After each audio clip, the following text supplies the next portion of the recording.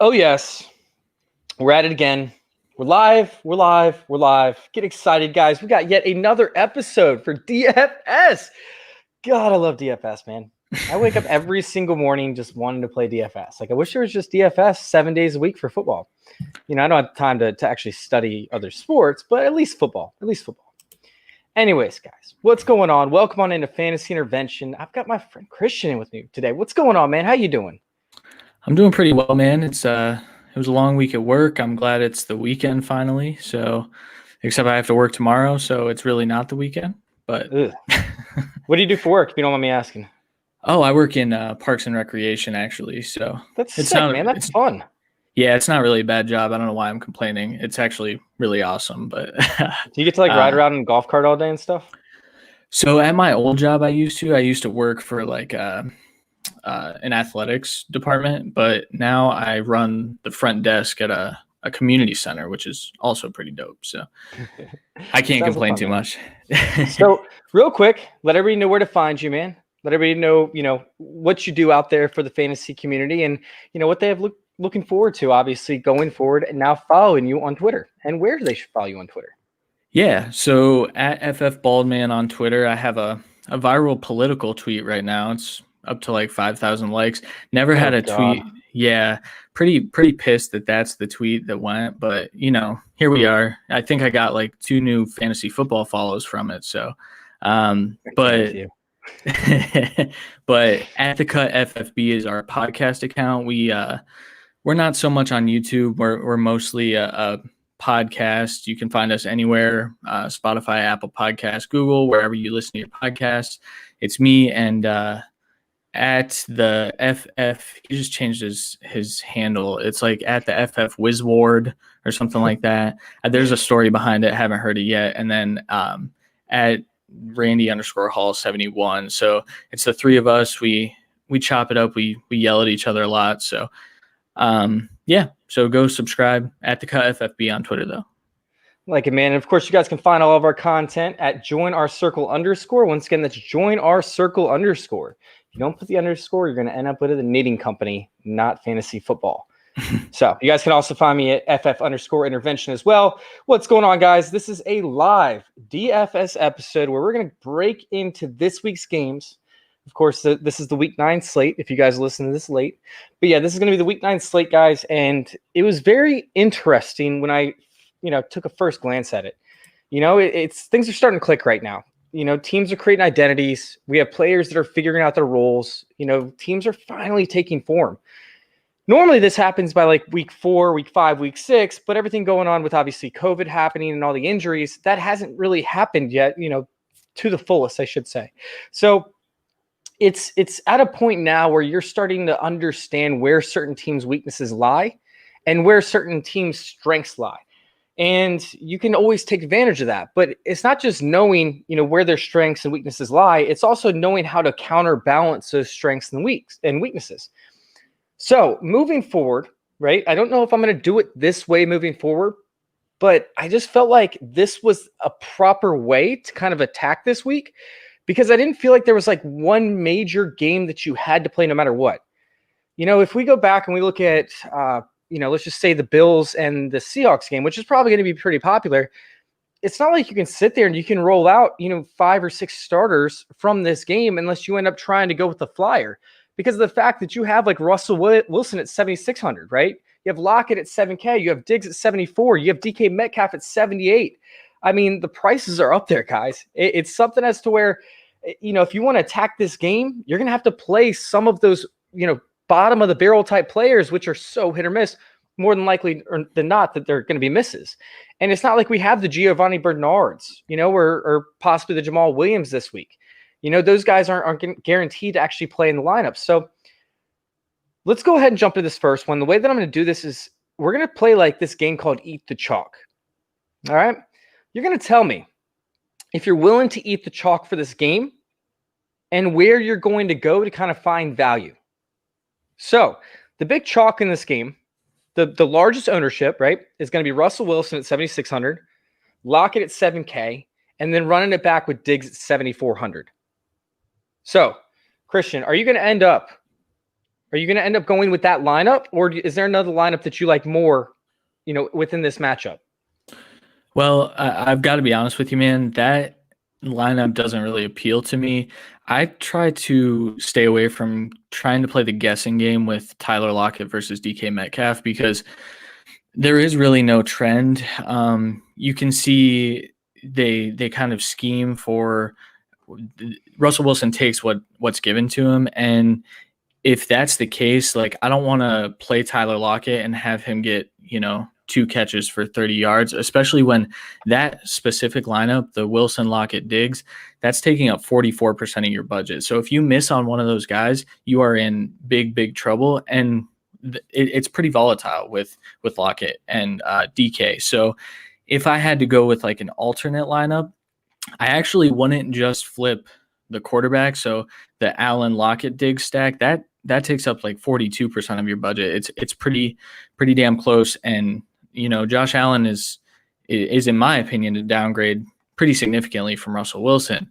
So the alternate lineup that I would actually put out, now the news came out today that Chris Carson is out this weekend, which means you're going to get DJ Dallas at a massive discount. Now, I don't know the status, and do you know the status of Carlos Hyde right now? Carlos Hyde's out, most likely.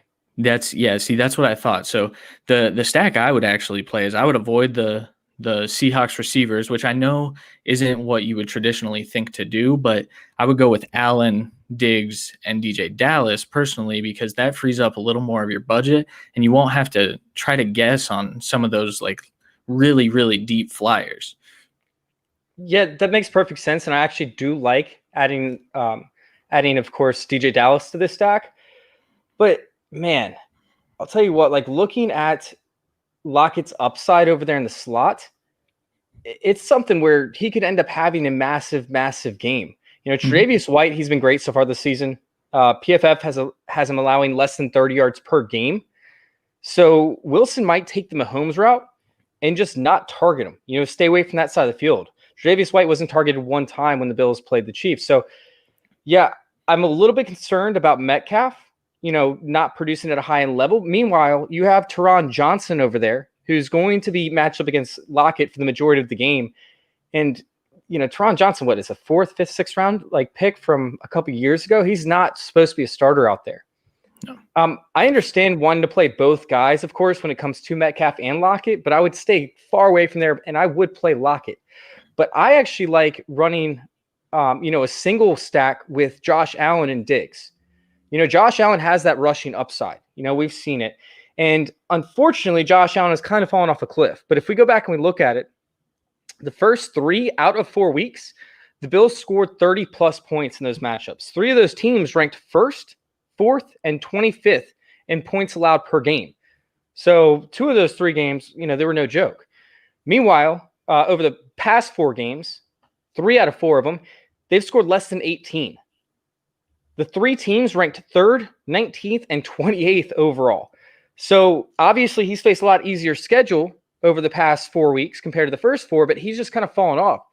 The big area where he's fallen off, however, is in his passes of 20 yards or more.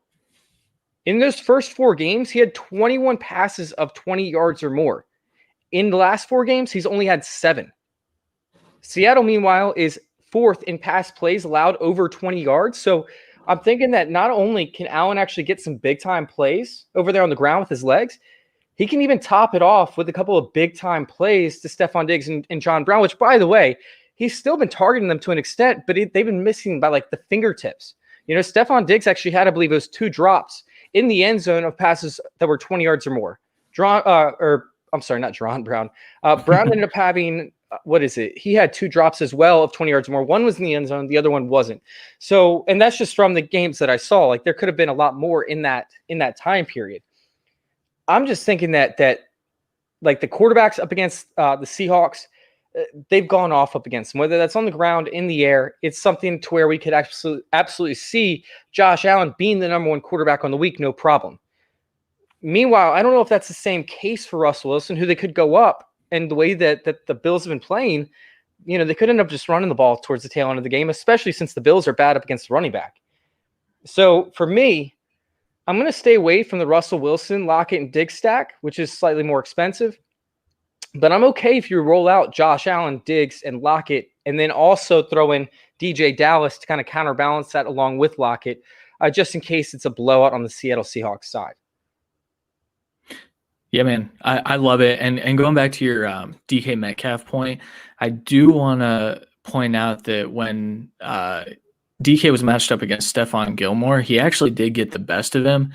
I know that, I actually think Trey White's a better corner than Gilmore. Oh, yeah, me too. But by a pretty significant margin. But that was like the matchup of the week, and I think DK bested him. I'm curious to see, and I don't think it's very likely, but I'm curious to see if they try to force it to DK to kind of let DK prove that he is one of the best receivers in the league. It's gonna be interesting, especially with the height difference too. Tre'Davious White's 5'11". DK Metcalf's what, 6'4", 6'3"? Yeah, 7 foot or something. I think. Yeah, 7 foot, 8 foot, 9 foot. What? No, I definitely think it's going to be very interesting over there. And I do think, by the way, that Brown is actually a play this week as well. If you want to get off Diggs and you want to go a little bit cheaper and save some money, I think that Brown is also a play. I even will have a couple lineups where I have Josh Allen, Diggs, and Brown in the same lineup. But like I said, this is just an expensive one, so I can understand if you want to fade this all together and just hope that you have some other guys like Matthew Stafford who's going to be lower owned, and you can go with some of the other studs in this slate. So let's go ahead and hop over to a different game in the slate. All right. We got the Chargers up against the Raiders. And this is another chalky one. I believe this is the third most owned quarterback on the week so far. It's going to be Justin Herbert, 6,800. And then most people are stacking him with Keenan Allen. Keenan Allen's like the third most owned player on the slate overall, like running back or wide receiver. Mike Williams is up there. He's at 5,100. Josh Jacobs is up there. Darren Waller's up there. Now, playing this lineup is a lot cheaper, obviously, than playing the any one of the lineups that we talked about, the Seahawks and the Bills. But that could end up making it even more chalky than what the Seahawks and Bills game could be, right? Yeah, I'd actually say I think it will be a little more chalky, just because you can get some of these guys at what is perceived to be a discount, but I kind of ran the most likely stack that I would go with in this matchup, which is the Herbert, Allen, Jacobs stack actually, and that takes up 40% of your budget. So that's very, very similar to running out Allen, Lockett, and Diggs at 42%. And are you going to get the same level of production with those three? The one stat that my co-host Randy actually always brings up is Josh Jacobs scores a touchdown in almost every single Raiders win. So if you think that the Raiders are going to win this week, I think you're going to feel confident playing Josh Jacobs. Now, that obviously didn't reign true against the Browns a couple of weeks ago, or I guess last week, I think. But he had 3 opportunities at the goal line, and for some reason he got stuffed. But if you think that Josh Jacobs is going to get in the end zone, I don't see why you wouldn't consider this lineup. Since Justin Herbert took over at quarterback, he has provided Keenan Allen with just a plethora of targets. Keenan Allen is averaging, I believe, 19 fantasy points per game. Yep. 18.7, you're right there. Yeah, and then Justin Herbert has, I believe, a 4-week streak of quarterback 1 weeks. Not the quarterback one, but finishing in that top 10, top 12, which is what you're looking for. You're looking for a boom type of quarterback. And his floor, since he entered the entire league, is 19.7. So that wasn't even a bad week if you played him that week, which was probably impossible with how late he was named the starter. But because that was in week 1, and he's only gotten better. He's gotten more comfortable. It's a little chalky, but it is gonna free up a little bit of that budget to where I'm not gonna have to dig deep. You know what I'm saying? No, I know exactly what you're saying. And for me, I'm actually going to sub out Mike Williams in the lineup that we talked about, where we would play both Keenan Allen and Mike Williams. And I actually think that Hunter Henry is a play here. So you take out Mike Williams and you roll out Herbert, you roll out Allen, you roll out Jacobs, you roll out Waller as well. And then on top of that, in the flex spot, you go double tight end. So you actually have a contrarian play going double tight end.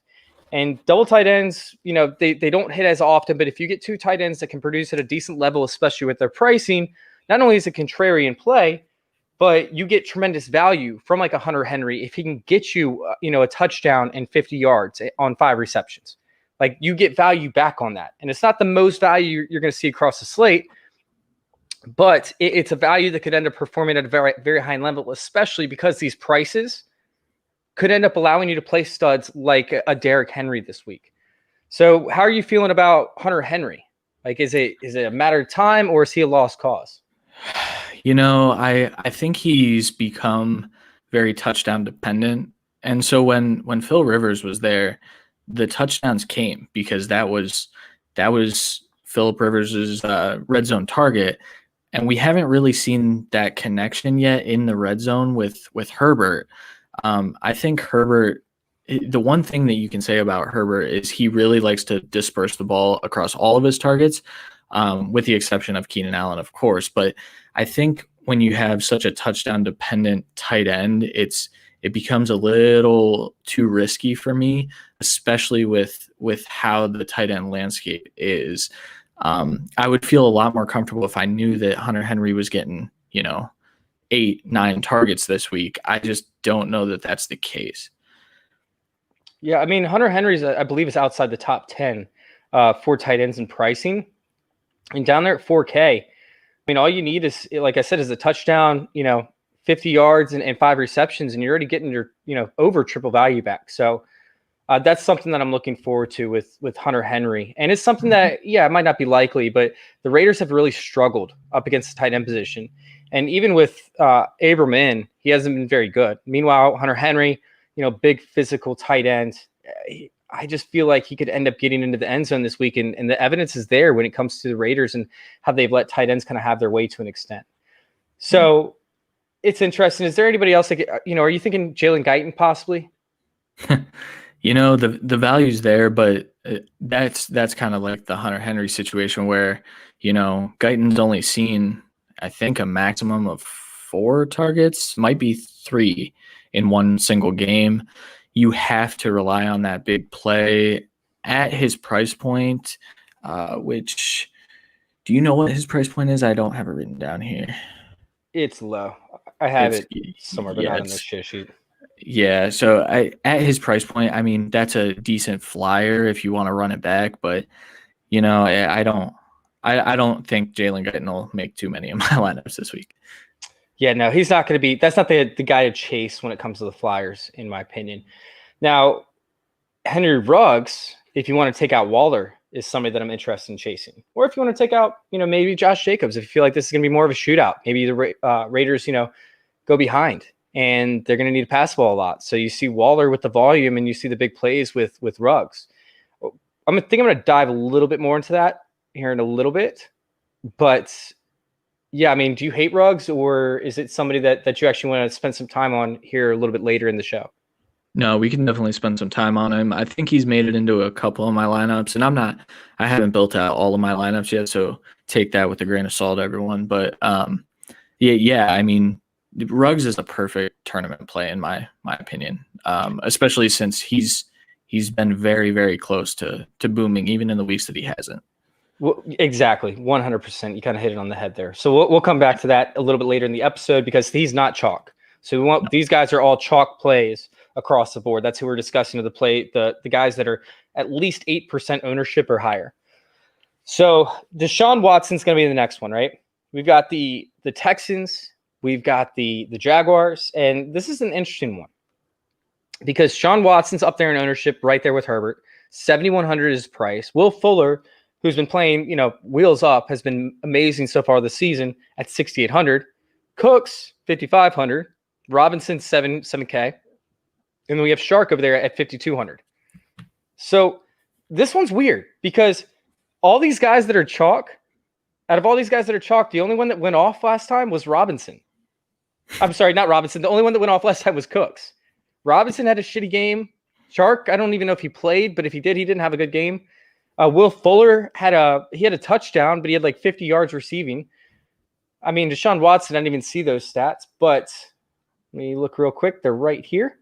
Okay, Deshaun Watson had a good game, 360 yards with 3 touchdowns and 2 interceptions. But yeah, I mean, the only one that actually had like a killer game, like a game that got us tremendous value, was Brandon Cooks. Maybe Deshaun Watson. So how are you feeling about this stack? Like, are you like, is this chalk worth chasing? You know, I don't know that the chalk is worth chasing, but if I were to do a stack here, I think it's got to be Watson, Fuller, and Chark. Now, I don't know. I've gotten a couple followers since we started this stream. If you guys haven't, scroll through. You'll see my advocacy for Jake Luton. I think that DJ Chark is in for a big week this week. Most of the start-sit questions that I've gotten already, the answer has been Chark because the target volume, I think, is going to stay. I compared it to, how Herbert uses Keenan Allen. I think that's how Luton is going to use DJ Chark because he's the alpha there. He is an elite wide receiver, and he just hasn't had a good run because Gardner Minshew is leaving balls 5 yards from him. Yeah, dude, it's been bad, man. It's been really bad. And I was a Minshew truther there for a second, and then I realized, I don't want to die on that hill. So now I'm a Jake Luton truther, and I think that this is the week that Chark finally pops off. And I think Will Fuller. I know Cooks was the guy that had the big game last time, but I think that actually kind of helps Will Fuller's case because, as we've seen, Will Fuller is still the wide receiver 1 on this team. I know that the corner matchups actually would still favor. I wouldn't even say they favor Cooks. I would say probably Randall Cobb would be the most favorable corner matchup, but Watson and Fuller have something special, and I think that if I was going with this game, that would be the stack. But it's not something I'm chasing this week. We're going to be talking about the whole Cobb outlook here in a little bit. That's another guy that I wanted to bring up. So that's a great point. But Fuller faced Henderson this past time. I thought that Henderson would actually face up against Cooks. He did not. He stuck on Fuller, even when Fuller went to the slot, which is not something I expected. So I'm interested to see how this one rolls out because they could hide Fuller in the slot a lot more often this week. And Henderson doesn't look comfortable playing in the slot. Like when Will Fuller got that touchdown, I believe it was a snap out of the slot. So he doesn't look comfortable. So Henderson might actually slide over to Cook's side when Fuller's in the slot. So I don't mind chasing the upside of Fuller, but I'm probably not going to chase the upside of Cooks, even at 5,500, which is very tempting. Deshaun Watson, he's a play for me. I might have one lineup. Like I'll probably have 5% of my lineups total on Watson, and then probably have Will Fuller in a good portion of them. But like you brought up, Cobb is a sexy play for me this week, especially in cash games. And I think that's more of what this is a cash type play. Mm-hmm. Now, Robinson is the interesting one because Robinson had a terrible game. He only had 13 carries, didn't do much with them. And then he only had like 22 yards in the air, I believe, on like 5 receptions or 3 receptions. Either way, it's not good news for somebody that's at 7K. Now, am I still playing Robinson? Yeah, because he has that upside and he's going to see the volume. But it's something as to where I don't want Robinson in like all of my lineups. Like a couple of these other running backs, I will. Chark is the one that's the major question for me because of the fact that Chark, he should be seeing Roby, right?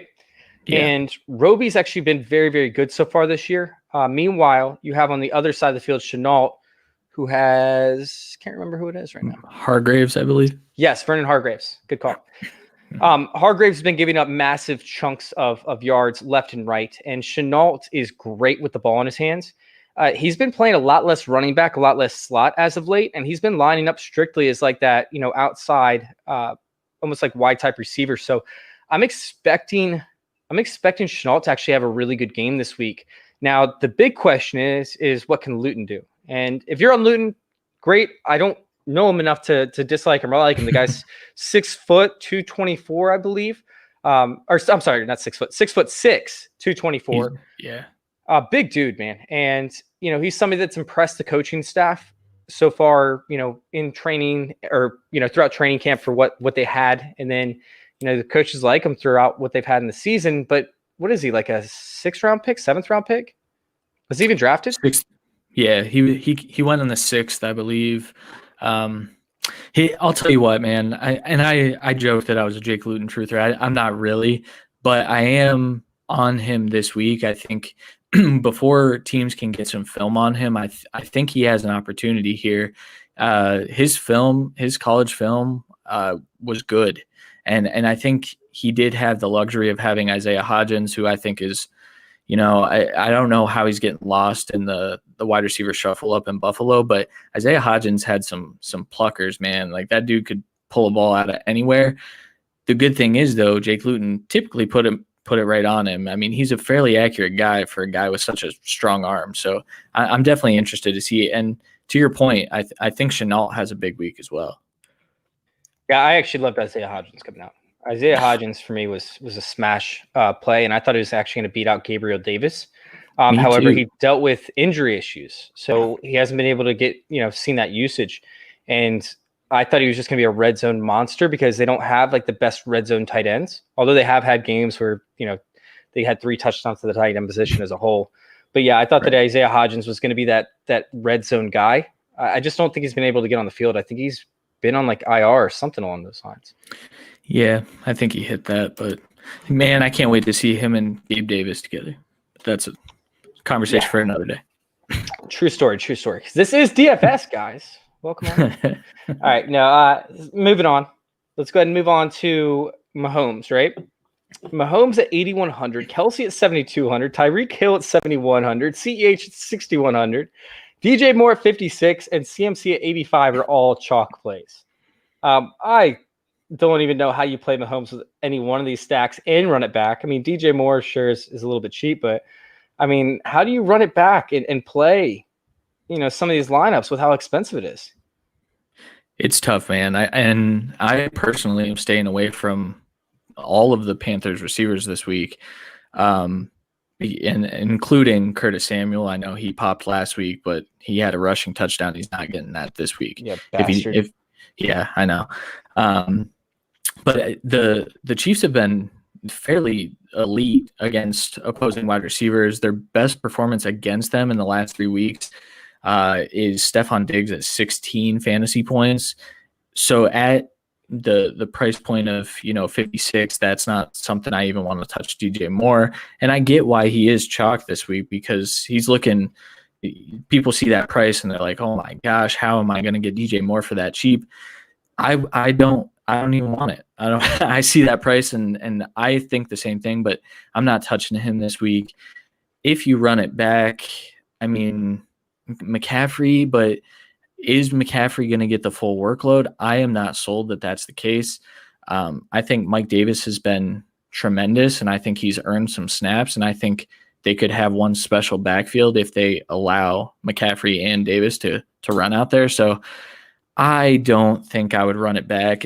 I would go with a standalone stack of probably Mahomes and Kelsey, because I think that's the surest thing. Yeah, dude, this one's tough, man. This is going to be one of the lineups that I probably won't have a lot of shares in. It could end up being a blowout. First off, we know that Mahomes still doesn't lay off when it's a blowout, but at the same time, it's like, how much are they just going to let this guy chuck it, to the point where they risk injury?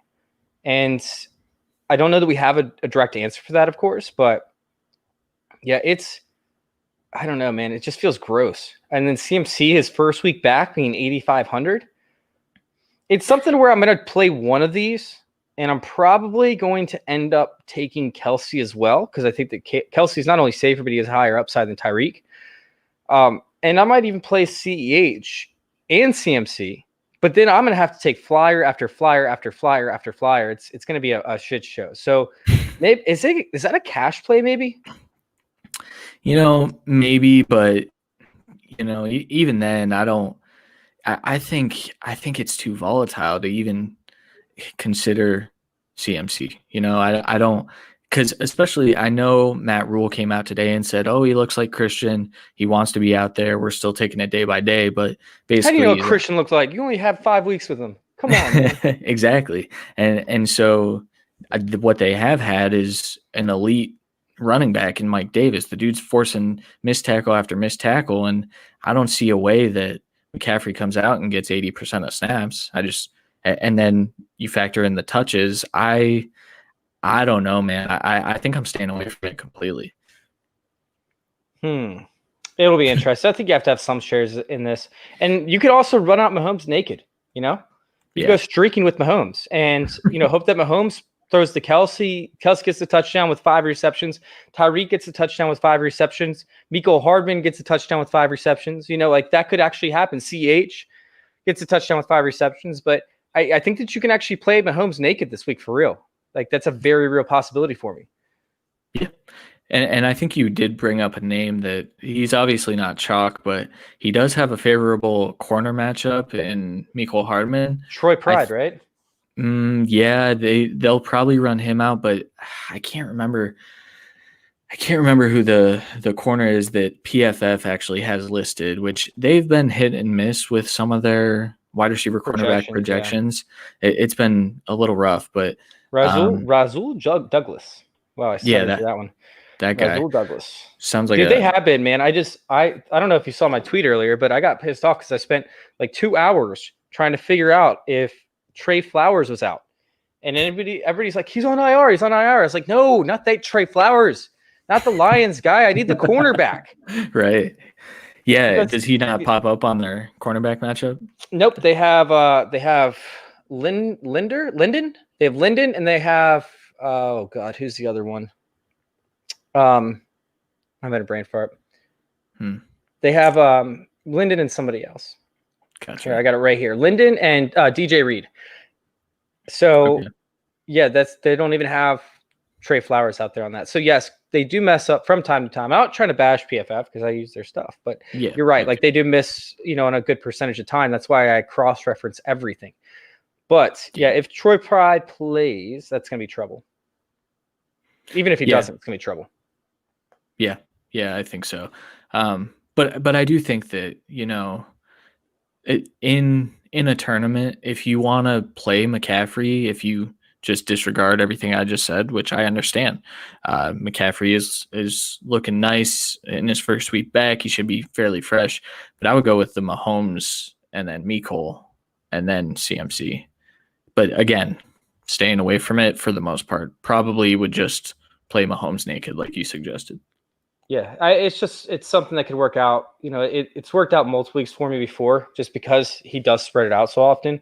And there's other times where you just don't know who he's going to go to. So you don't want to play Tyreek Hill with Patrick Mahomes and so. And you don't want to play Mahomes with Travis Kelce and the same person. So you want to have different lineups without having to, I guess, just overload Mahomes with a stack.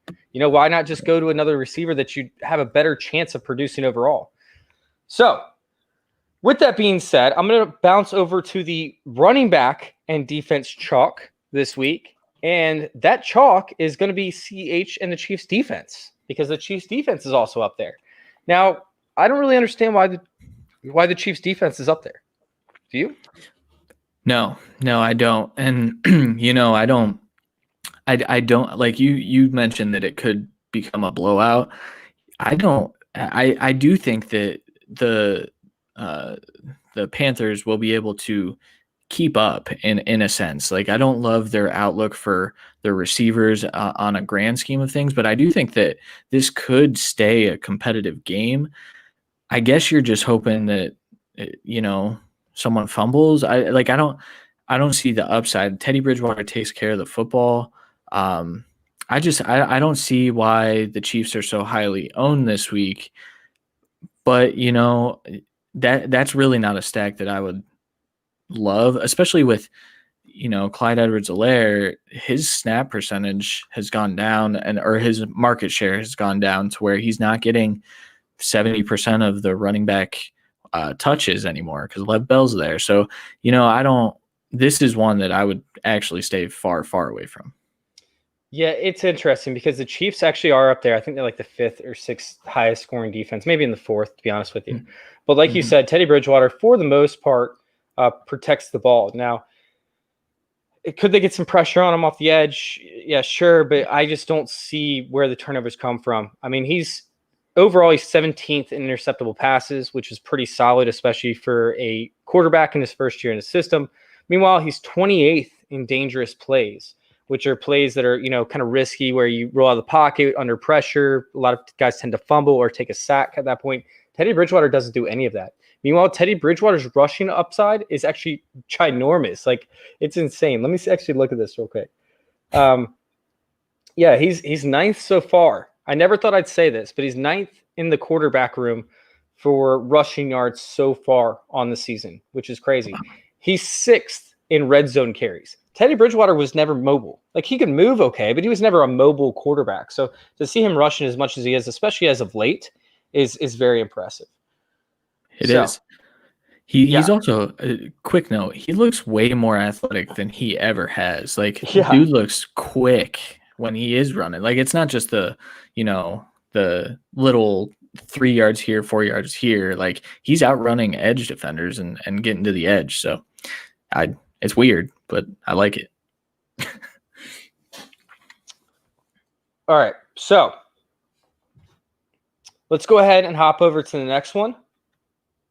And sorry, I don't have my show sheet up. Let's go ahead and go with the Pittsburgh D and James Conner up against Dallas. This is something I could definitely get more behind, but I think right now it's going to be a lot higher chalk than what is leading us to believe. So what do you think is going to be the ownership of this stack right here? At least 30%, right? Oh, yeah.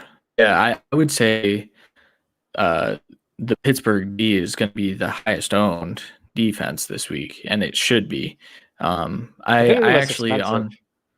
They should be as well. Yeah. But I actually made Ben Roethlisberger my start of the week on our last episode, and then today I was actually talking to my boss at work, and I said, I think I messed up there because I think the Pittsburgh defense is going to be the one scoring in this game, and then I think it's a James Conner game. But in another sense, I also mentioned on our episode Thursday that I think this could be a Benny Snell day for the sheer fact that James Conner is so injury prone, and this could get out of hand very, very quickly. And so why not run your backup out there who's been pretty effective? So that's actually, I'm staying. I have some shares of Conner because of the upside if this game does stay fairly competitive, but I am a little nervous about it, if I'm being honest. Well, he only had 2 snaps last week or something like that. Benny Snell did. So he's been falling off with the coaching staff as of late. That's true. I don't know what it is over there. I don't know what's going on, but he has not been out on the field nearly as much as what he was, earlier in the season. So kind of interested to see what's going on over there. But I could still get behind James Conner because all it takes is 2 touchdowns, maybe 3 touchdowns, which he could get, by the way, in the first half alone. And, you're talking about a major payoff, like not just a small one, but a major payoff. I think he's like the 8th or 9th most expensive running back on the week, but he's chalk. I don't mind eating that chalk. Yeah, that's fair as well. I mean, I wonder if it's not Benny Snell, maybe they run out McFarland and see what he can give. I do think that this game is going to get ugly quick. And have the Cowboys even announced a starter yet? Is it Rush? Is it Gilbert? Is it Kellen Moore himself? Is did Danucci get hurt, or are they just saying fuck him like he's terrible? I'm pretty sure they're just saying fuck him because he was pretty damn bad. He was bad in college. I never understood that draft pick, but yeah, me neither. I didn't get it. All right, let's go to the next stack that's chalky as hell, and that's Derrick Henry up against the Titans. And this makes sense for me that it's chalk, right? Derrick Henry's 7,900, which is expensive, but so be it. Titans, meanwhile, are 3K. They're up against Chicago, which Chicago's allowed the most breakaway runs so far in the NFL this season. Derrick Henry, by the way, has the 3rd most breakaway runs himself out of the running backs. So I don't want a lot of play in this game. Like, there's certain angles that I can see that I might want, but it's pretty gross. But if there was one that could go off in tournaments, I think that Derrick Henry and the Titans defense makes sense. Now, in the same breath, the Titans won't get pressure, which we'll dive into here in a minute. But how do you feel about this? I have my own little set of notes over here, and I wrote like yes, no, maybe, kind of like answering if I would do it. For this one, I wrote absolutely. I mean, I thought you were going to say no. Absolutely not. No, I actually wrote absolutely because I think, you mentioned the breakaway runs. I think Derrick Henry has a day. He's due for a massive day. He's had some big days, but if we know Derrick Henry, like the dude has 50-point upside essentially, which you can't say about a lot of running backs, especially ones that don't catch the damn ball. And then with the Titans defense, you have to rely on Nick Foles being Nick Foles. And I think that's a pretty good bet. I think Nick Foles throws a lot of picks. I think Nick Foles probably takes a lot of sacks. They don't get a lot of pressure. Well, to be fair, the Titans get a lot of pressure. They don't get a lot of sacks, which is one of the weirdest dynamics. It's the Clowney effect, I think. Wherever he goes, that happens. But I wouldn't say a lot of pressure. They're definitely like middle of the pack, if not bottom 12, I think. Right. I was doing some research on that earlier. And they get more pressure. They definitely don't get sacks, though. So you're not incorrect on that one. Right. So I do think that if they can get a little bit of pressure on Foles, we've seen how bad he can be under pressure. And I don't actually have the stat pulled up. But I was looking at quarterbacks' effectiveness under pressure, and I'm pretty sure Foles is in like the bottom like quarter of the league. Let me see if I can wait under pressure. Yeah.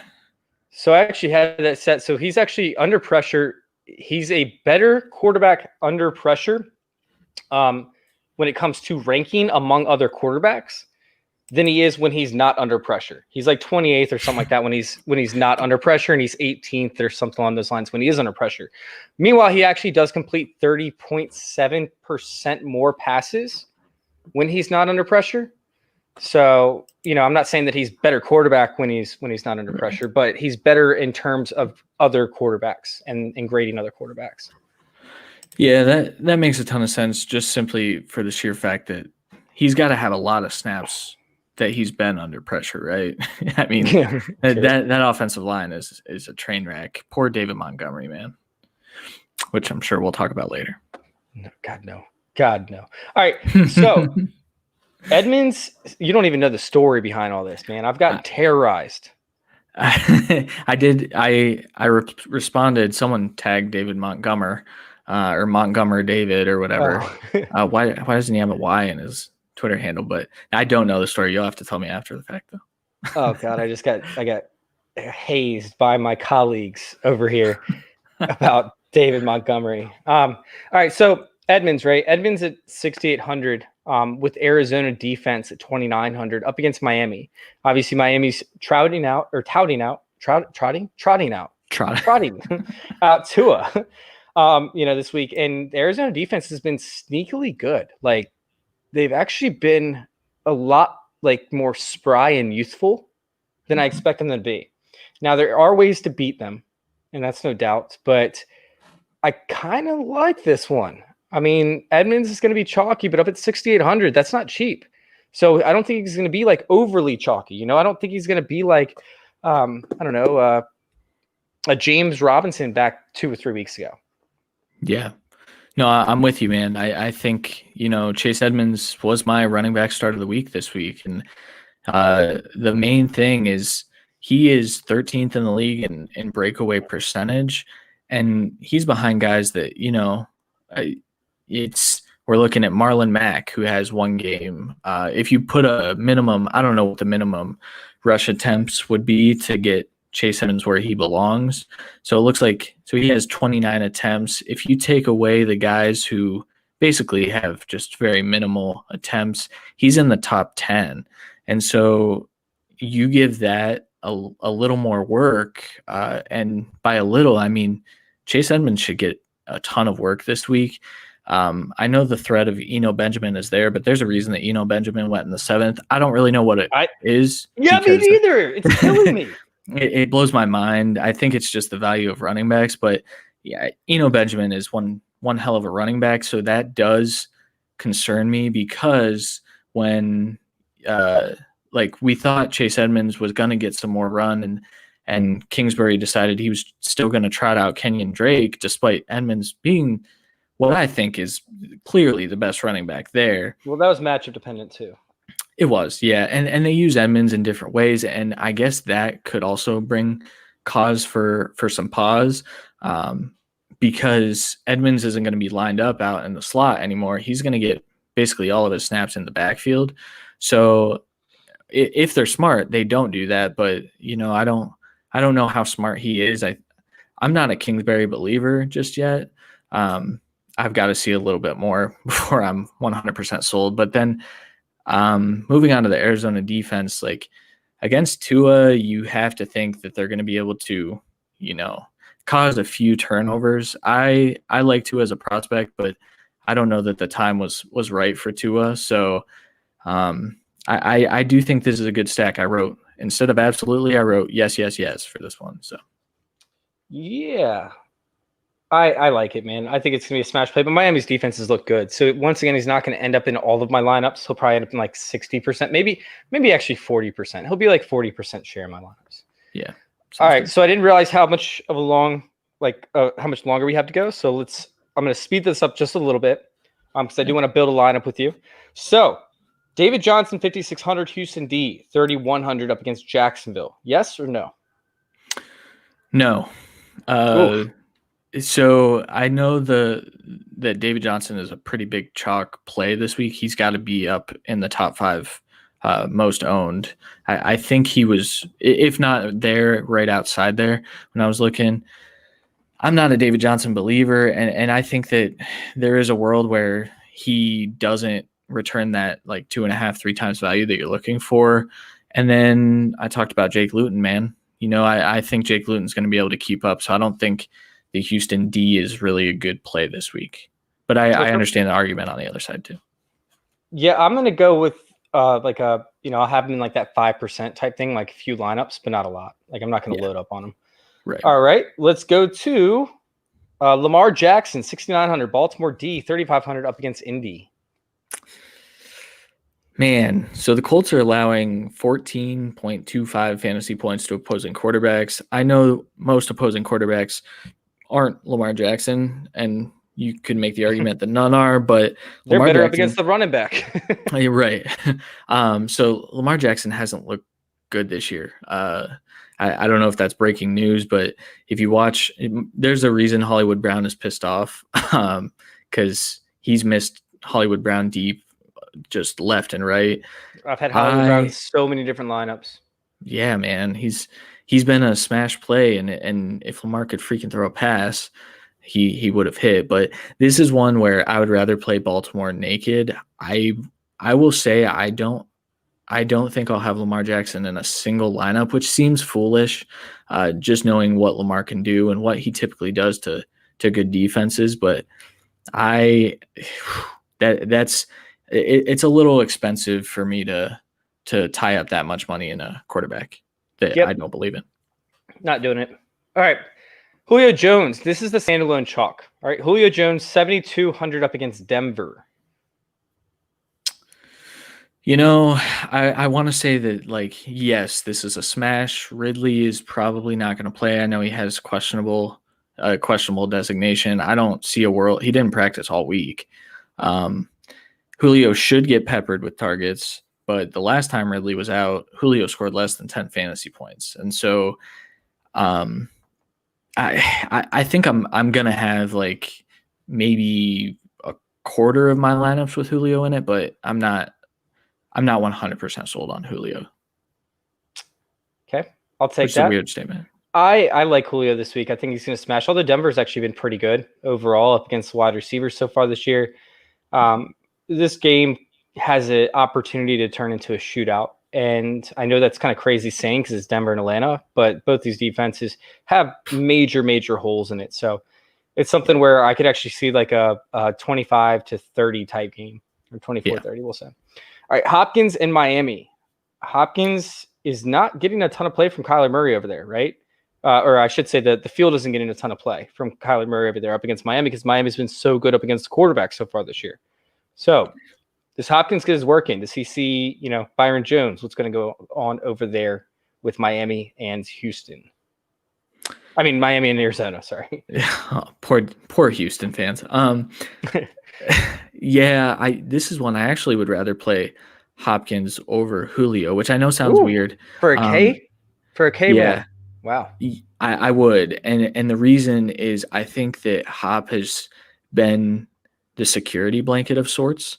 And I do think Miami's defense is good. I'm big on Miami. I actually have a bet with my co-host about Miami and their record at the end of the year. So I'm always rooting for them. But I think Kyler's going to need his security blanket a little bit more this week. So I think he's going to just feed Hop. Now, like you said, they've been really good against receivers. It's a little concerning, but I would say like probably half of my lineups will have DeAndre. Yeah, I like him this week. I don't know, man. I can't get behind Hop like that much just because you attack teams in the slot, or you attack Houston in the slot, and you attack. Oh wait, I'm talking about Houston again. Damn it! You attack Arizona in the slot. Bleedy Bree Wilson's actually been really, really good, but he's been in and out of the lineups. So wait, now I'm on Atlanta, not Arizona. Dre Kirkpatrick. Sorry, guys, I'm butchering this. Dre Kirkpatrick's been playing on the outside. Kevin Peterson is the slot guy over there. That's what I was getting to. But they mix it all up. It's tough to say who's actually going to play where. Wait, now I'm talking about Arizona. All right, I'm done with this. We're moving on. Oh my God, that was so bad. That was my worst segment I think I've ever had in like over a year. I created that because I said yes to DeAndre Hopkins. That is my fault. Oh my God. All right, we're moving on, guys. We're moving on to Swift. Wow. I just talked about 3 different teams that had nothing to do with that team. All right, I'm done. I quit. All right, going on to Swift, right? That was an epic blunder. I'm leaving that in too. I'm not taking that out. That's all right. Good. Swift is going to be in a good amount of my lineups this week. He's at 500 up against Minnesota. Minnesota's already been subpar up against the run so far this year. And then losing Ngakoue, that was a pretty big blow. Now, with Stafford being out this week, whether he plays or not, and I expect him to play, but even if he does play, if he doesn't play, it doesn't matter because they're probably going to be working a lot of this game around the run, especially with Galladay coming out. So Swift is going to be utilized in the pass game out of the backfield. He's going to be used in the run game, of course. I actually have him projected to be a major part of this offense this week. And although he kind of let you down last week, I don't think that's going to happen again. This is going to be a Swift week for me. Yeah, man, I like it. I'm trying to find where I have him ranked this week for me. So I have him kind of as an RB2, and I think I have him at RB21. So, and the reason for that, the reason for that is I know you mentioned Ngakoue, and I do think that does play a part. I also did that ranking. I haven't updated since the Stafford COVID news. So TBD, he'll probably move up a bit. The only concerning part for me is that Minnesota's giving up about 24 fantasy points to opposing running backs. And knowing Matt Patricia, 12 to 15 of them are going to go to Adrian fucking Peterson for whatever reason. So it does make me a little nervous. However, I know you said if he plays, if he doesn't play, especially with Galladay out, it won't matter as much. But I do think if it's, Chase Daniel, I would assume is the starter. If Stafford's out, they paid him enough money to make me think they'll play him over David Blau. But I think Swift's going to get more targets. And so, especially he's going to be utilized in the passing game a lot. Yeah, especially at this price point, sign me up. I'm a little nervous, but sign me up. All right, Breida, Arizona. No. Okay. Just no. I would actually, side note, I would rather play Patrick Laird. Ooh. If Breida's healthy, I'm going to take Breida at 4K. That's as low as you can get a running back at. Yeah, I do think that, he might not play. Is he questionable still? Yeah, from what I saw. Yeah. So if Breida doesn't play, give me Patrick Laird. Don't give me any of this running back room. All right. Montgomery, 5,700 up against Tennessee. What you got? I don't think I do it. I I think that Tennessee's run defense has been fairly subpar, right? They're pretty middle of the pack, right? That sounds right. They're actually, yeah, they might be middle of the pack. I believe that they were lower end, but either way, Yeah, so it was close. I think I think the Bears are going to have to throw to keep up with Tennessee's offense, and so I know that's where Montgomery has gotten a lot of his work, and he's been getting some targets, but it's really not like what's his upside? Like, is he ever going to pop off for 30 points? I don't think that ever happens. Like, if you want a safe floor of 10 points, absolutely sign me up. But that's not what I'm looking for in my DFS. Like season long, yeah, absolutely. Start him up. DFS. I don't think I've ever had David Montgomery in a lineup. Yeah, they're 25th up against the running back, which obviously isn't good. And Yeah.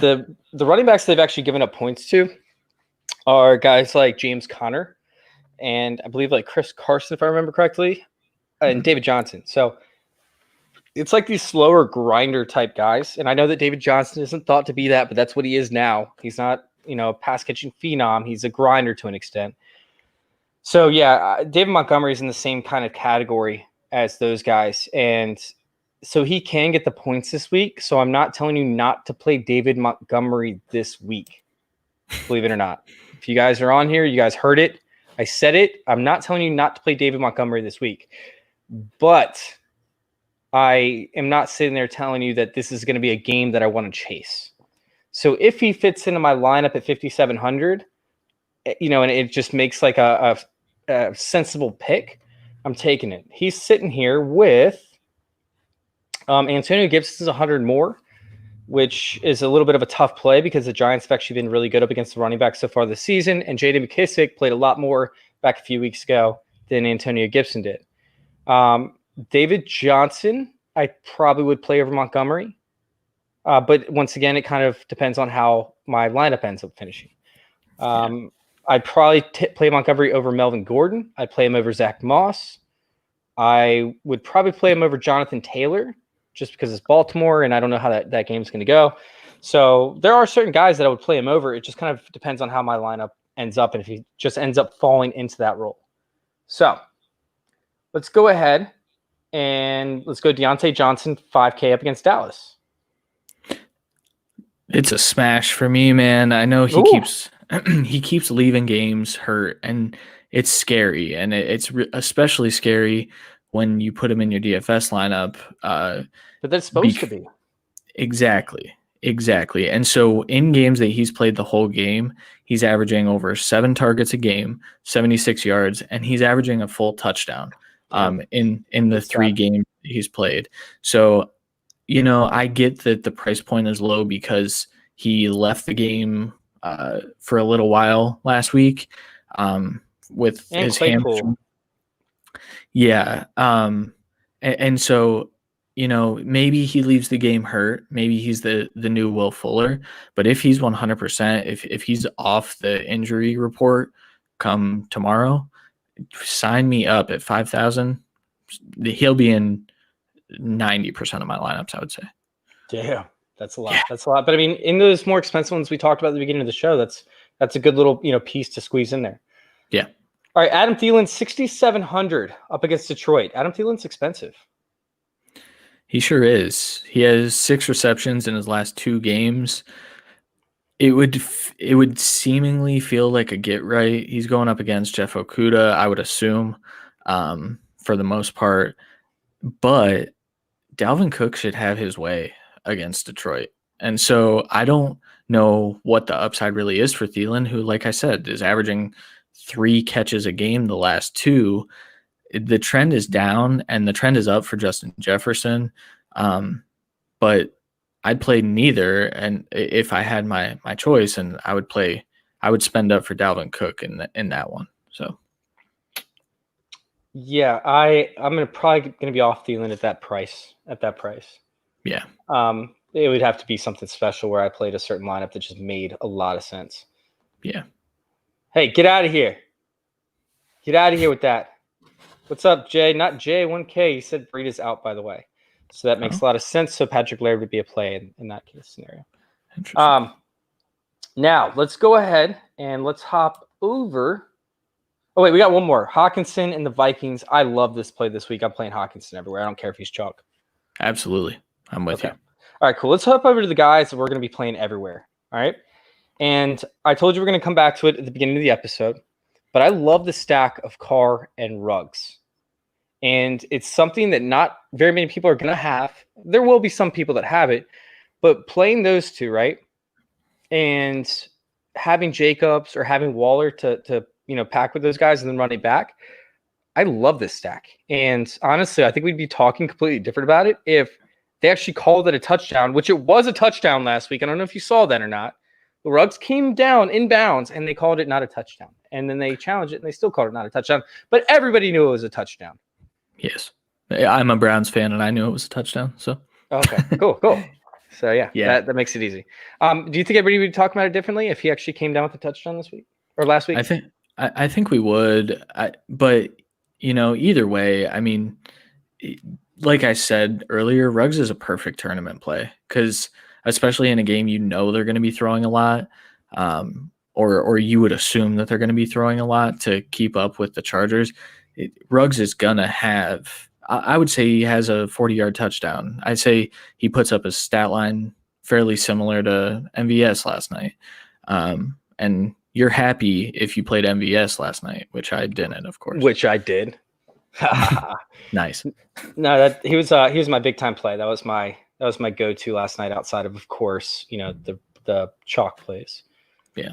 It's going to be interesting because they have Hunter Renfrow slotted up against Tevin Campbell or Tevon Campbell. I'm sorry.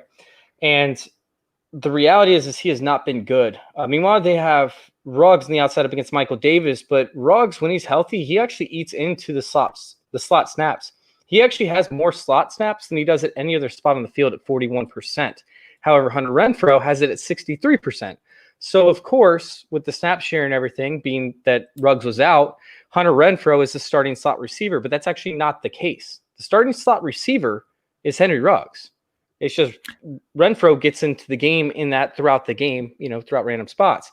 So Ruggs could end up slamming Tevon Campbell, and I think it's going to be a 2-touchdown game for Ruggs this week.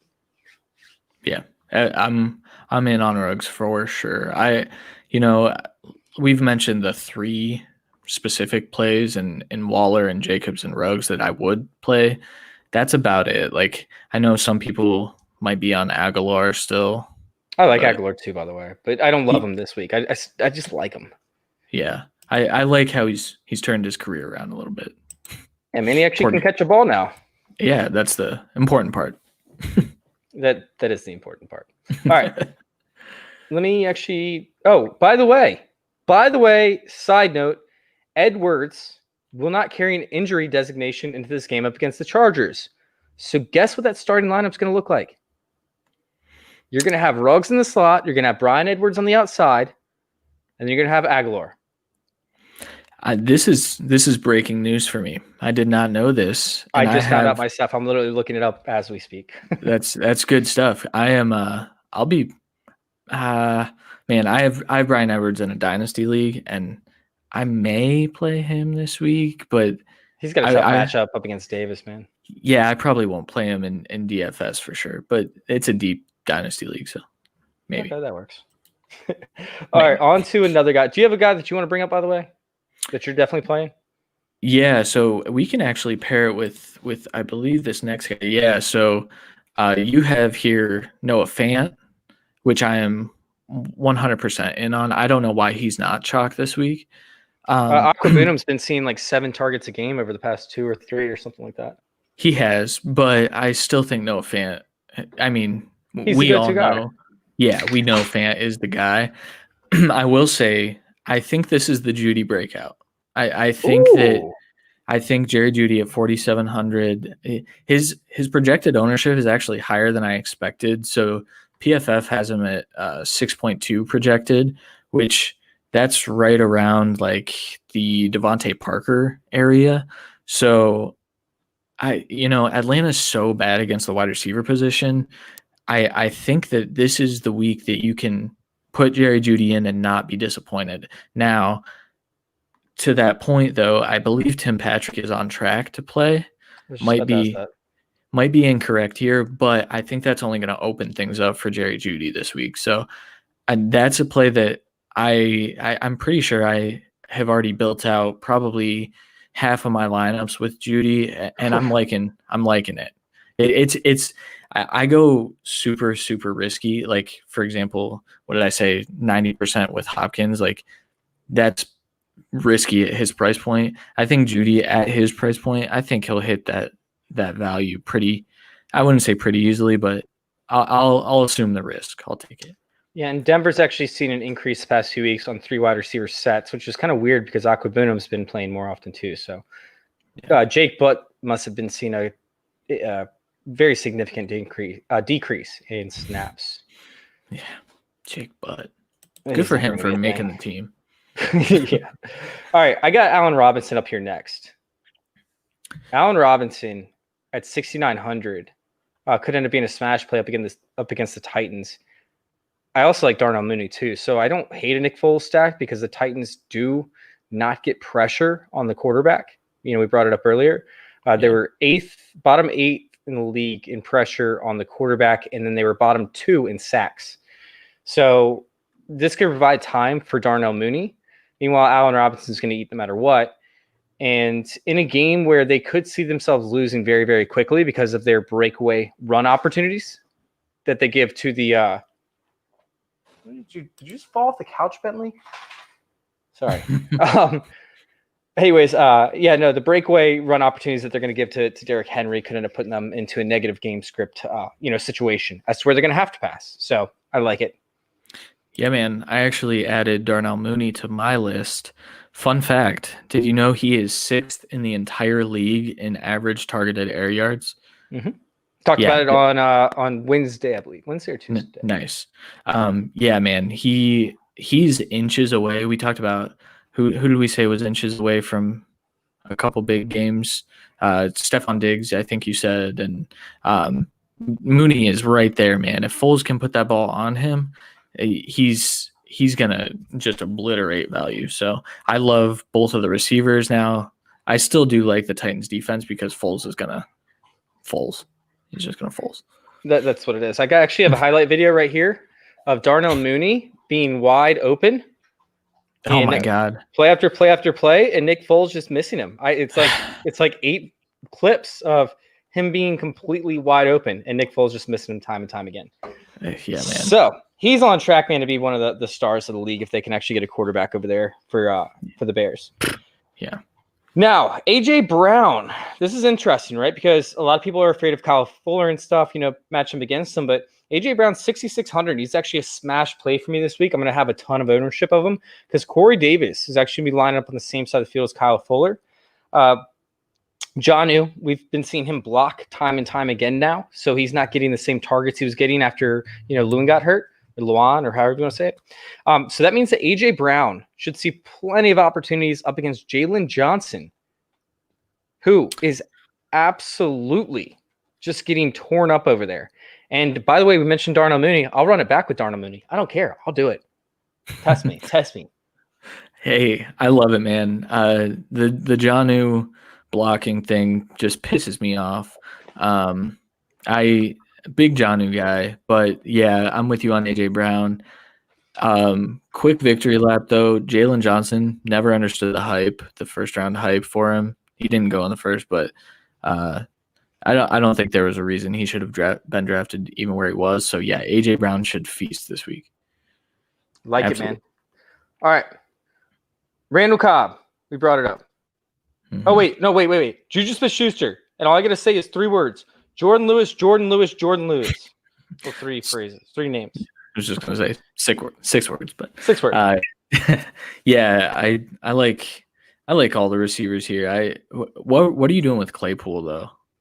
The only receiver that I'm playing this game is actually going to be Juju. Oh, really? Yes, because he has Jordan Lewis, and that's who you attack over there on this defense. Like, you just attack him. Jordan Lewis is the worst cornerback I've seen since – who was it? Buster Screen, I think it was, with the Jets in the slot. I attack the slot a lot. I'm a big time slot advocate because typically the slot, you're going to end up with like Cole Beasley type weeks where he gets you 5 and 54. But when you see that opportunity, where you could be matched up with a phenomenal target share and red zone targets, that's where I attack. And Jordan Lewis is so bad in the red zone. I think that Juju Smith-Schuster, who they're still targeting, by the way, they're still giving him opportunities, especially in the red zone. He's like 6th or something like that in red zone targets, if I remember correctly. He's a smash play for me this week, just like AJ Brown is. Nice. Yeah, I don't think I'm as sold. Although the Jordan Lewis argument, maybe I am now. Maybe you sold me.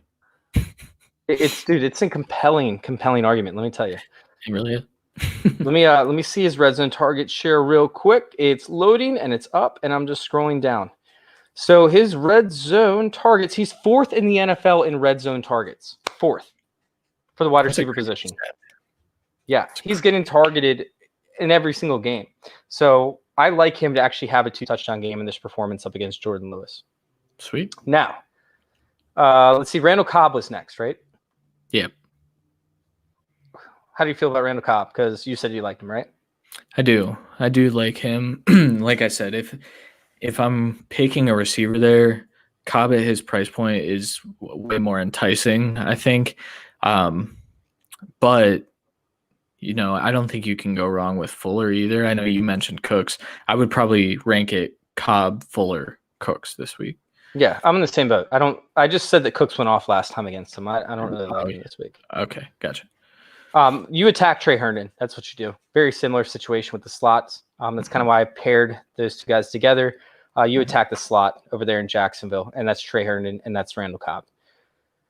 All right, so let's go ahead. Let's go build a lineup, man. Let's build a lineup, and let's get the fuck out of here. Shit. What are you hitting? I'm hitting my desk, I guess. I don't know. Getting all right, man. Clumsy. We got some stuff going on with these lineups, right? We got some stacks we talked about earlier. So let's go ahead and let's start it out with the first stack that you want to go with. All right. You're giving it to me, huh? For we'll discuss it, but where do you want to start? I'd love to actually start with that first. Tell everybody on Twitter that we're building our lineup, so that's what I'm doing. Yeah. So that first stack that we talked about, the Seahawks Bills game, I don't know that I want to spend almost half of our budget on that stack. I would love to actually. I know typically when I build a lineup, I start with like a quarterback wide receiver stack. I would actually like to run it back with maybe one of these defense and running back stacks. What do you think about that? Do you want to start it off with the quarterback stack though? We could, and so if we're doing that, I would say probably the Chargers game. I know you said you like the Carr and Ruggs. We could do that and run it back with Keenan Allen. That's gonna be really risky. It is. You heard me. I love my risk. I assume it all. Okay, let's do it. Let's do the Carr. Fuck, 5,700. Yeah. That makes him what? 1, 2, 3. Yeah. I mean, he's within 500 of the cheapest starting quarterback. Which makes no sense to me. Oh, wait. No, Lutton's cheaper. So but aside of Lutton. Yeah. All right, let's go Derek Carr. That's going to be interesting because there's going to be so many shares on Justin Herbert. I know. All right, let's go ahead and put in Ruggs in the wide receiver slot. And who do you want to run it back with? Or do you want to add Josh Jacobs to this or add Darren Waller to this? Do you think it's going to be, the Raiders losing this game, or do you think it's going to be the Chargers losing this game, or do you think it's going to be like dead even? I think ultimately I think it's going to be a shootout, but I also think that I'll bring that stat back up about how the Raiders, when they win, Josh Jacobs typically scores a touchdown. So I wouldn't mind running it, like pairing Jacobs with these two. And he's not expensive. 63 is $2,200 less than Christian McCaffrey. That's absurd. Yeah, so we're going to be able to play some studs in this lineup. This is a stud-based lineup. So let's go ahead and run it back. which wide receiver, or do you want to go with the tight end with Hunter Henry, Keenan Allen, Mike Williams? Who has the best chance of scoring? Don't forget, Mike Williams did have 2 games of 21-plus fantasy points in a row over the past 3 weeks. Well, not in a row, but 2 of the past 3 games. Yeah, so I think with what we're looking at here, I mean, I wouldn't hate spending up for Keenan, knowing that the targets are going to be there here. So I think that would be like my first option, but maybe we can pivot here. I kind of like it, man. I'll go with that. I mean, we got tons of cash left. Let's go ahead and do a defense stack. Do you want to do the Steelers with James Conner? No, you said you wanted to stay away from James Conner. Yeah, I don't want to stay completely away from James Conner because I should acknowledge that it could very well be that 2 to 3 touchdown game. Dallas's defense is just awful. Like one of the worst defenses I've watched. They're going to have advantageous field position time and time again. Exactly. That's the biggest reason why. I think I'm cool with this because I really want the Steelers. I normally don't spend up on defenses, but we don't have to run it back with the running back. We could go with a wide receiver with Juju Smith-Schuster like we talked about, or, if you want to do Deontay Johnson and then just assume that they're going to be in catch-up mode the whole time. Oh man, I think I would. I don't mind Juju here. Let's see what this looks like with Juju. Okay. What did I say? Juju was at 62, right? Yeah. Yeah. I mean, do you like anybody else in this area? Do you like Marquise Brown more? Do you like Justin Jefferson more? Do you like Robbie Anderson more? Do you like McLaurin more? McLaurin's actually a good 300 above, but still. Yeah, the only one I would say I like more, and again, this doesn't make much sense because we saw what James Bradbury was able to do against McLaurin, but I think McLaurin has a big week, but the 300 more kind of convinces me to stay down at Juju. Okay, so we got all of our wide receivers set. We still got 5K left, and we haven't picked a tight end yet. So do you want to hop over to tight end real quick and pick out one of these guys? Yeah, man. Do you want to try spending up for, I love Hawkinson? I love Hawkinson, but I also love Evan Ingram because Washington has been really, really good up against the wide receivers this year. Meanwhile, they've struggled tremendously with the tight ends. And Evan Ingram's been seeing the targets week in, week out. Now, he's been struggling with drops. He's the second coming of Ebron. But they both have E's, too. Eric Ebron and Evan Ingram. That's nice. Yeah. I like that. So I save the day. I like Ingram to an extent. But with how much cash we still have, like I think we both love Hawkinson enough that I would prefer that personally. Okay, let's go with it. All right, so we got a running back left and a flex left. Now, do you want to try and go to the flex first and pay down and see if we can end up with a stud? Yes, absolutely. All right. Sounds good. So let's go ahead and scroll down. We'll start around 4K. That sounds good. We're gonna have a lot of running backs in that area. Might have some dead airspace too. Yeah. Let's see. We've got Evan Ingram. No, I'm just kidding. Laviska Shenault, who we talked about. Having that left side and having a great matchup. Out there on the left, up against Houston. Yeah, man. One guy I should mention, Zach Pascal. So I know it doesn't look good because you're going to see that bright red 6th against receivers, but you have to remember this week that the Ravens have half their defense on the COVID list. So Marlon Humphrey's out. I know that's not going to really bump the slot corner out to the outside, but they have, I believe, 5 or 6 guys on there that aren't expected to play. Humphrey is for sure out. Monitor it. But with Michael Pittman back, I think he's going to play more of a decoy this week. Pittman, I believe, is like 3,900. So he's probably a good play if you're really in need of some cash. But Pascal is intriguing to me this week. I still don't like him for tournaments. He has such a limited upside. I can get behind that argument as well. All right, so let's get past these running backs, right? Oh, did he pass the concussion protocol yet? I don't think so. Nope. You know what? I think, who were we just looking at? LaVisca? LaVisca Chenault was the one at like 42 or something like that. Pittman, by the way, he just mentioned, is at 35. Wow. I'm not really seeing Freddie Swain because David Moore is out. Could be interesting. Well, he's not out. I think he's doubtful as of right now. Yeah. Jakeem Grant is a shout here. Ooh, that's not a bad one. With Isaiah Ford headed out of town, I said that I think it's going to be Gesicki getting more of the slot snaps because I think they realize that Gesicki and Tua have a connection. But if it's not, and I mean, it could be Jakeem. I also like Colin Johnson, who had a touchdown up against him last time and who has had calls played for him or had plays called for him. But unfortunately, they're option calls as to wherever the safety goes or wherever the middle linebacker goes, you throw to the other player. So he's been mix and matching with tight ends. And every time that's happened, they've gone to the tight end. But he was the second option on the read.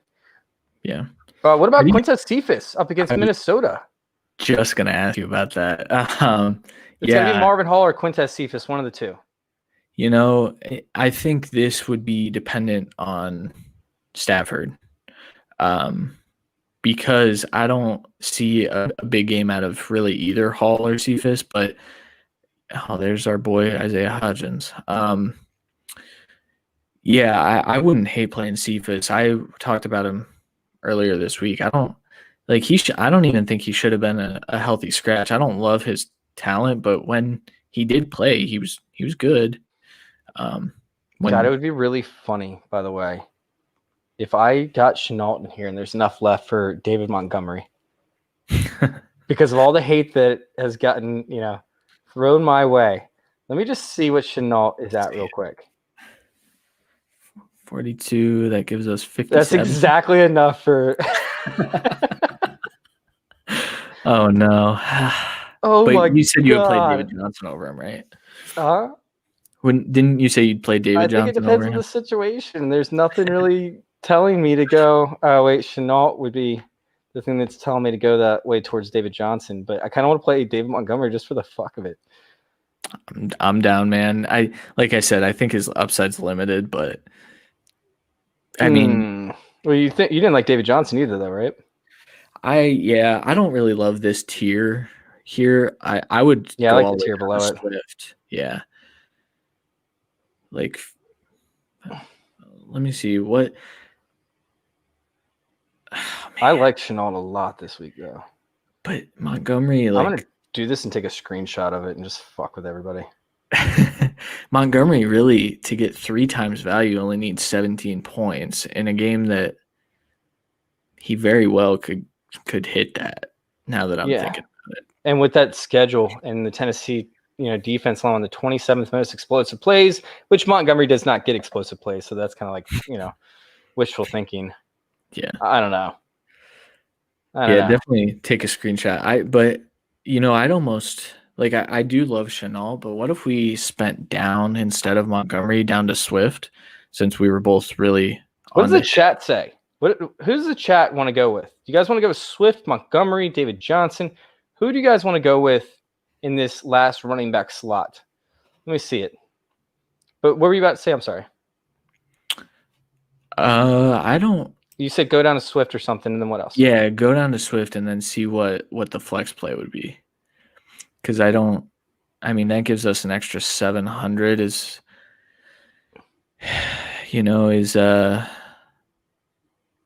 I just like Chenault right there in the flex, man. I thought that flex was sexy.